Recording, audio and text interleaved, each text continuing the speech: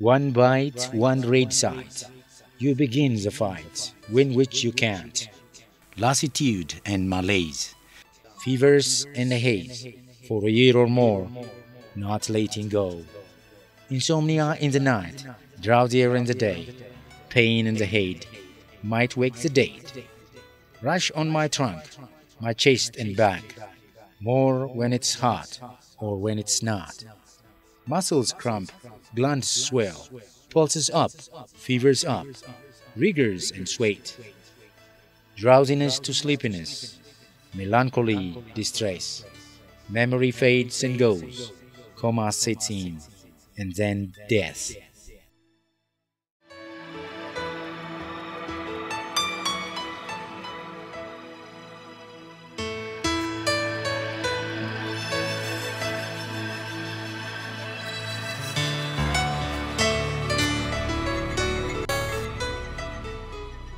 This is the fly called sese.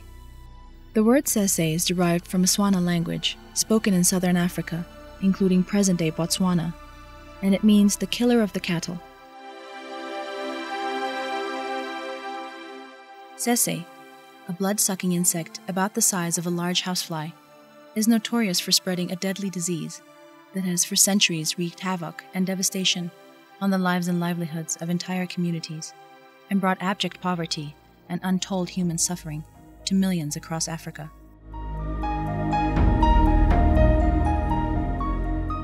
The disease that is spread by the sese fly is known as trypanosomiasis and is caused by a vicious protozoan blood parasite called a trypanosome. Trypanosomiasis in man is commonly known as sleeping sickness, while the disease in livestock is called nagana. It is a fatal disease for which no satisfactory treatment exists. If left untreated, trypanosomiasis kills its victim after a most horrific, debilitating illness, during which the parasites invade the blood and lymphatic system, and finally the brain. One of the common signs is equilibrium. The gait is not stable. They tremble and their movements are not adjusted. And also we can see dyskinesia. That's movement, spontaneous movement of the face or of the limbs. All those signs should incite medical people to think of the possibility of trypanosomiasis. The occurrence of the disease is closely associated with the range and distribution of its vector, the sese fly, which infests 37 countries of tropical and subtropical Africa and nowhere else in the world. There are 31 species and subspecies of sese, which occur in 3 groups, with contrasting ecological and behavioral characteristics. The first, the morsitans group of sese, is found mainly in savanna woodlands across sub-Saharan Africa. The second, the palpalis group, comprises species found mainly in riverine woodlands of West and Central Africa. The third, the fusca group, comprises species typically found in humid forests. Africa is home to a number of killer diseases, like HIV and AIDS, malaria, tuberculosis, and a handful of others. But none other had the power to shape the history and destiny of the continent and touch the lives and livelihoods of entire communities as much as trypanosomiasis. It has affected practically everyone in Africa's rural communities. Ethiopia's world-class athlete Haile Gebrselassie told a recent African Union meeting in Addis Ababa. At certain time, our horse, cattle belonging to our family were heavily affected by this disease in our area. My father and the rest of us used to be very sad and even cry, seeing frequently our livestock dying of this problem. Sometimes the whole community is affected with this problem. So, as a child, I was wondering why there is no solution for this problem. Another witness to the havoc sese has created on Africa is the 87-year-old grandmother of the current U.S. President Barack Obama, who also says, I grew up in a community that valued tsetse, and I recall that my family was forced to relocate their home to escape from the ferocious tsetse fly. The problem of tsetse and trypanosomiasis and its massive negative impact on Africa has been known for centuries. Records show that the king of Mali died of sleeping sickness in 1400 AD. The disease seriously limited Africa's rural development for centuries and drastically weakened the continent's labor force, including prevention of the use of animal-tracked power for tilling the land. It is not surprising that trypanosomiasis attracted the attention of all the imperial powers in Africa and was among areas to which colonial governments paid a great deal of attention.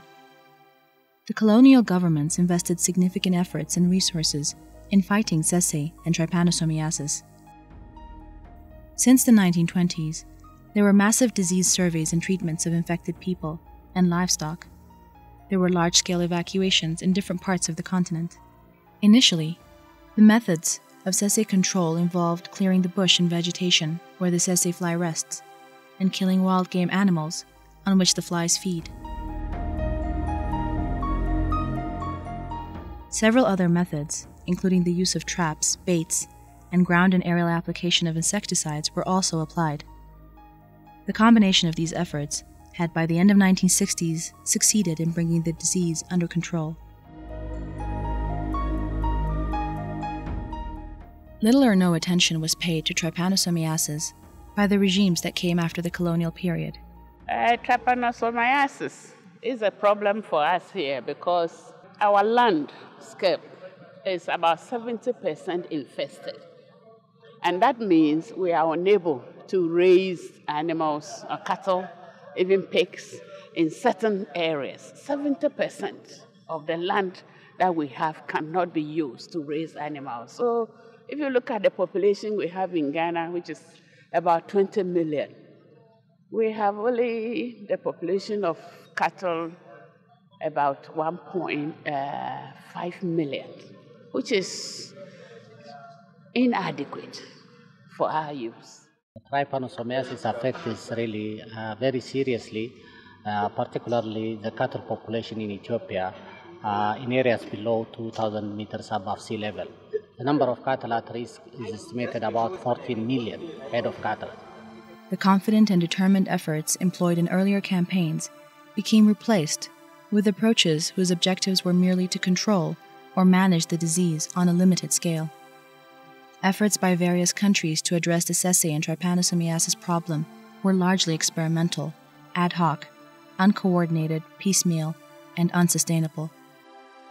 Little by little, sleeping sickness and nagana regained their hold on the continent, and by the end of the 1990s, there was widespread consensus that tsetse fly infestation had reached unprecedented levels and trypanosomiasis had returned in earnest. In Uganda, we have a problem of sleeping sickness, which is in two geographical areas, the chronic type in north and northwest Uganda, where the prevalence of the disease is around 2%, and we have a major problem of drug resistance in this region. Recent reports by the World Health Organization indicate that there are at least 500,000 people suffering from sleeping sickness. Estimates by the Food Agriculture Organization indicate that the African continent loses over $4.5 billion annually from the effects of trypanosomiasis on Africa's agriculture, including over 3 million animals killed by the disease every year, lost meat and milk production, and reduced use of animal-tracked power.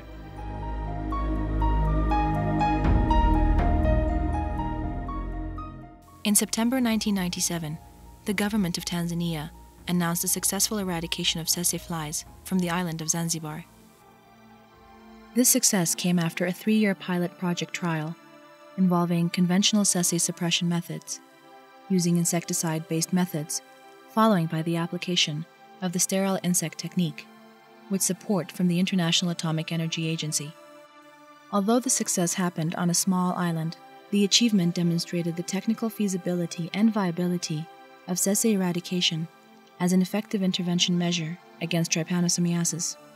The success in Zanzibar highlighted the importance of the area-wide approach and the need to ensure that the entire Tsetse infestation in the defined project area is eliminated and the possibilities for reinfestation of the area are prevented. The success in Zanzibar also inspired other countries to initiate similar programs aimed at eradicating trypanosomiasis.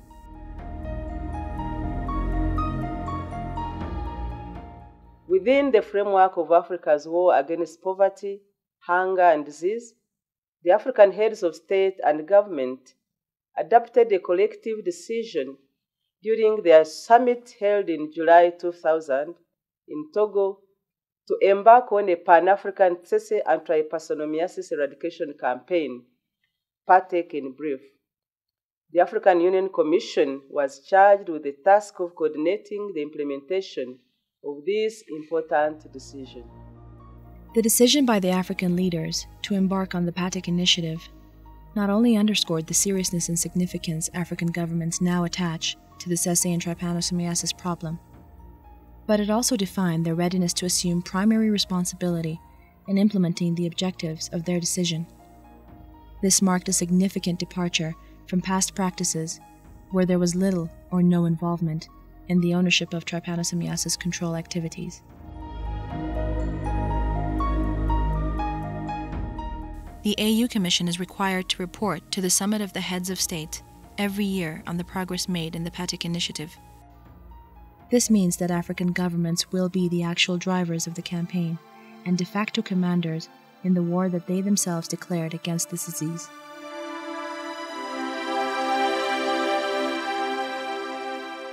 A PATTEC coordination office was established at the African Union Commission